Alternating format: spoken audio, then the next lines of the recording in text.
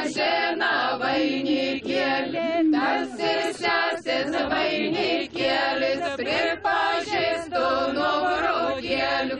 Oile, oile, oile, lilelele, pripažįstu. Neseniai garbinga 750 metų jubiliejų šventės Jurbarkas, pasienio miestas, apie kurį kryžiavosi žmonių ir tautų likimai, rutuliojosi valstybių santykiai. Jurbarko vardas siejamas su 13 amžiaus kryžiuočių ir lietuvių kovomis Jurgenburgo pilimi. Retas miestas gali pasigirti tokia turtinga ir ilga istorija, kokią amžiai dovanojo prie Nemuno prigludusiam Jurbarkui. Krašto istoriją kuria žmonės, o jų darbai ir svajonės įprasmina laiką. Liepos 6-ąją, valstybės dieną, Jurbarko krašto žmonių širdys alsavo patriotizmu, meilė tėvynei Lietuvai ir pagarbą protėviams, kurių dėka gyvename laisvoje valstybėje. Jurbarko istorija patvirtina, kad čia nuo amžių gyveno atkaklus, verslus, tikslo siekiantys žmonės. Šiandien miestas atviras visiems geros valios žmonėms, naujoms idėjoms ir investicijoms. Jurbarko rajonas įsikūręs Lietuvos pietvakariuose. Daugiau nei 70 km jis prigludęs prie Nemuno, didžiausios Lietuvos upės. Vakarinis Jurbarko miesto pakraštys šliejasi prie didžiulio Karšuvos girios masyvo.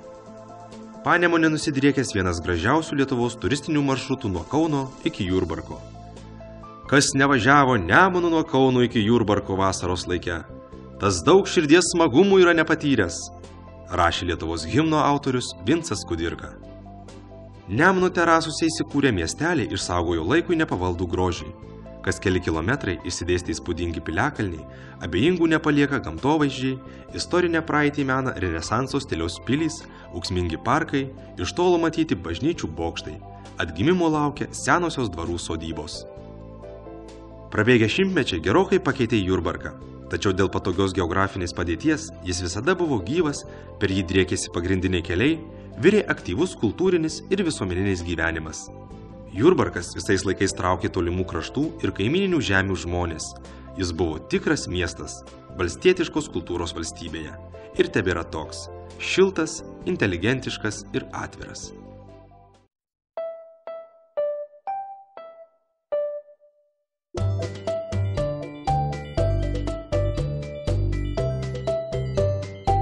Jau turbūt supratote, kad Jurbarkas – išskirtinis miestas gyventi, kurti, svečiuotis. Čia nepamirštamos ir verslo tradicijos. Jau 9 metai iš eilės mieste vyksta verslo dienos. Per jas pristatomas rajono verslas, parodomi nuveikti darbai. Senais laikais Jurbarko senamiestyje klestėjo amatai, prekyba, netilo žmonių šurmulys. Verslo informacijos centro iniciatyva tai siekiama atgaivinti, įkvėpti senamiesčių gyvybės. Kartu tai puikiai galimybė įmonėms ar amatininkams pasirodyti, pristatyti gaminius, lankytojams ir miesto svečiams nusipirkti naudingų dalykų. Žodžiu, visiems smagiai praleisti dieną.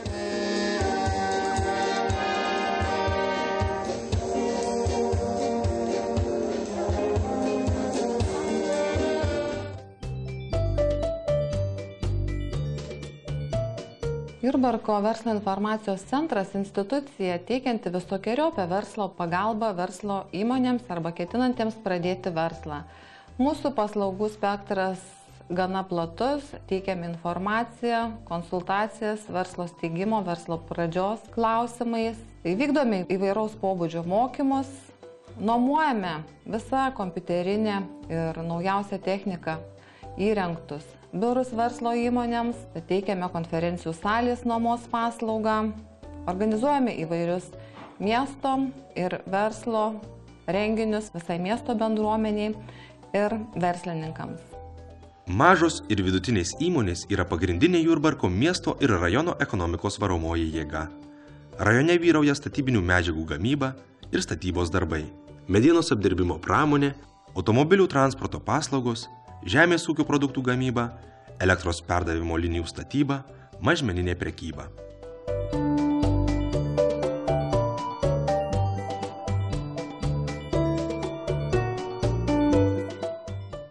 Rajone ypač sėkmingai plėtojamos automobilių transporto paslaugos. Krovinius vietos ir tarptautiniais maršrutais gabena Manto Stankevičiaus firma Manvesta. Įmonė įkurta 1997 metais. Tai viena iš transporto logistikos įmonių lyderių rytų Europos šalyse. Manvestoje dirba daugiau nei 150 darbuotojų, įmonė turi per 100 autovežių. Dažniausiai bendrovės autovežiai kursuoja tarp Europos ir NVS šalių. Vežami naudoti ir nauji automobiliai.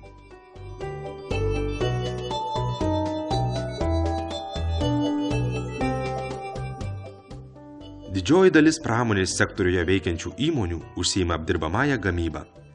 Viena iš tokių įmonių, uždarosios akcinės bendrovės kelių remonto grupės Jurbarko filialas, eksploatuoja 2 žvyro smėlio karjerus.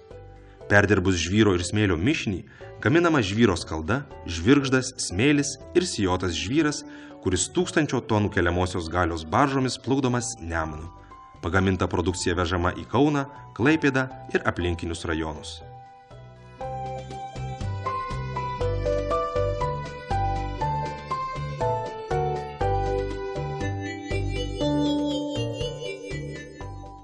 Uždaroji akcinė bendrovė Žilinskis & Co.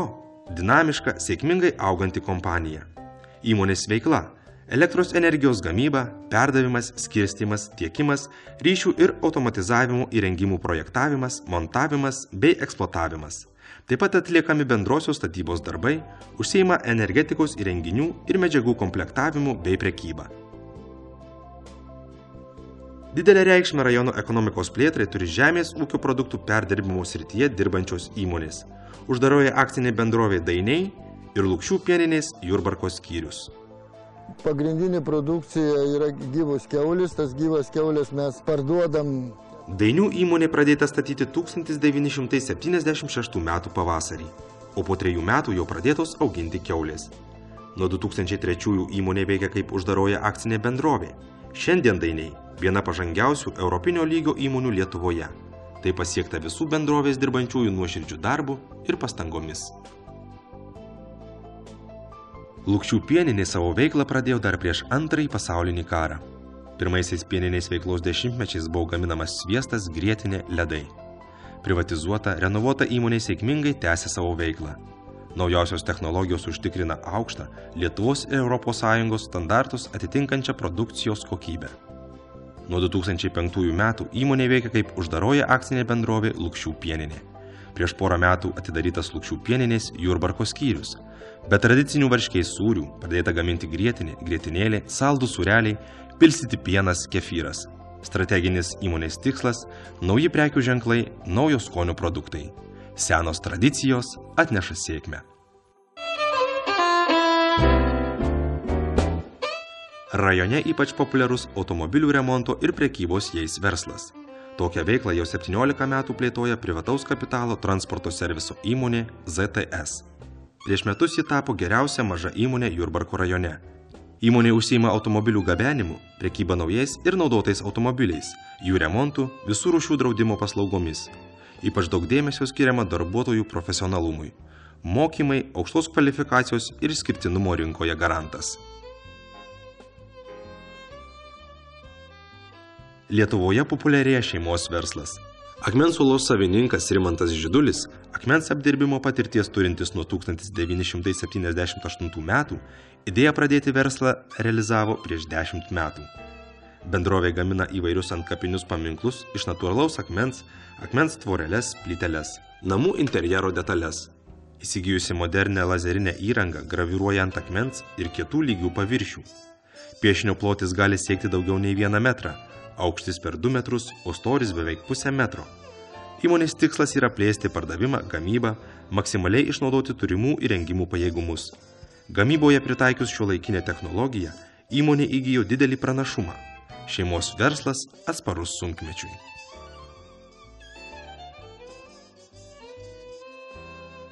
Nemažai Jurbarko miesto moterų dirba siuvimo įmonėse, uždarosiose akcinėse bendrovėse Romansas ir Ogiseta.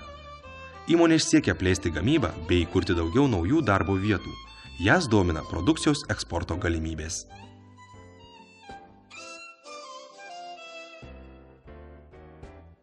Mūsų įmonė biskit skiriasi nuo kitų tuo, kad labai daug rankinių darbo. Norim, kad žmonės dirbtų. Įmonė veikia nuo 1996 metų. Visas įstatinis kapitalas priklauso savininkiai Irenai Kaminskieniai. Bendrovės kolektyvas dirba dideliame, nuosavame gamybinėme ceche. Įmonė turi administracinės ir buitinės patalpas Jurbarke. Kepami įvairių rūšių sausainiai. Kamita, Jurbarko krašto sausainiai.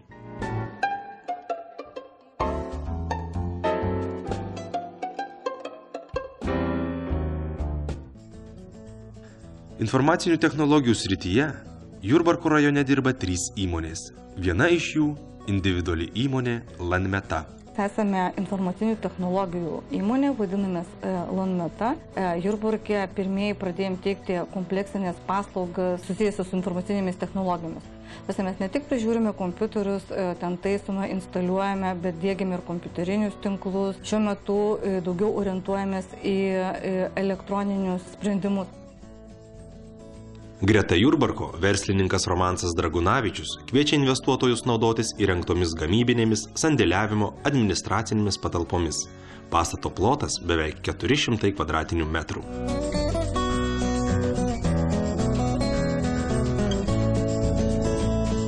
Mūsų firma įsikūrusi labai dar nesenai, tik tai 7 metais, todėl per nedidelį tą laiko tarpą kažką, ką pramūkę, galim pasidalinti ir su kitais patirtimi. Kalėdos, naujieji metai – tai tas laikotarpis, kai kiekvienas stengiamės namus papuošti eglės šakelių puokštele ar kitokią kompoziciją, sukurti šventinę nuotaiką. Darbas reikalauja kruopščių rankų, o patys vainikėliai iš eglišakių pinami specialiomis mašinomis automatizuotai. Įmonės produkcija išvežama į užsienio šalis. Tai daniško kapitalo įmonė. Jurbarko rajone palankios rekreacinės sąlygos plėtoti kaimo turizmo verslą. Be to, aktyviai populiarinamas turiningas ir aktyvus laisvalaikis.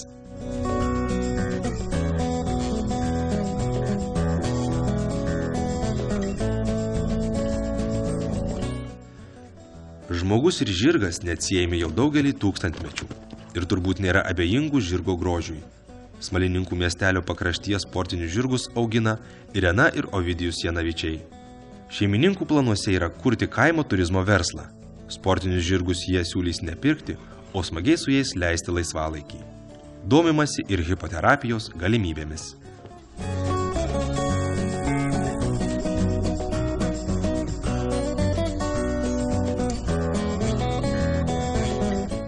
Šitą sodybą nupirkom 2000 metais rudenį. Ji buvo labai apleista ir visiškai atrodė kitaip negu yra dabar. 3 metų beveik truko planavimas ir pastatų renovacija ir nuo 2003 metų mes jau teikiam kaimo turizmo paslaugas. Yra apgyvendinimas, yra bendravimui salės 2, viena mažesnė, kita didesnė. Galim priimti vasaros metu apie 20-30 žmonių.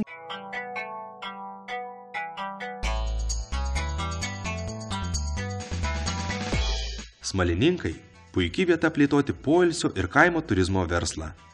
Moderniai įrengta Andželos Ašmoninė sodyba pamėgo ne tik kraštiečiai, bet ir užsienio poilsiautojai. Jie apgyvendinami name ir šiuolaikiškai įrengtuose kotedžo kambariuose. Čia patirsite nuostabią ramybę ir pamiršite visus rūpesčius. Liaudies išmintis sako, geriau vieną kartą pamatyti, negu 10 išgirsti. Tad iki pasimatymo Jurbarke.